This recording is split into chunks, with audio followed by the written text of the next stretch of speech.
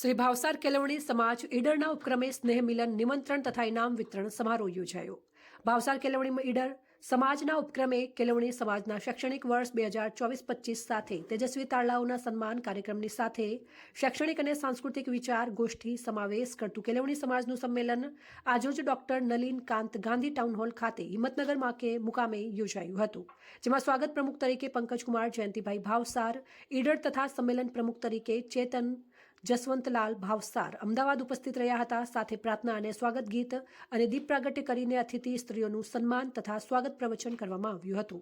વક્તૃત્વ સ્પર્ધાએ આઈના ઉપયોગથી શિક્ષણમાં થતા ફાયદા અને ગેરફાયદા સ્પર્ધામાં સ્પર્ધકોએ ભાગ લીધો હતો. ત્યારબાદ સમાજના તેજસ્વી તારલાઓને ઇનામ વિતરણ કરવામાં આવ્યું, જેમાં મોટી સંખ્યામાં ભાવસાર સમાજના આગેવાનો, ભાઈઓ તથા બહેનો મોટી સંખ્યામાં હાજર રહ્યા હતા.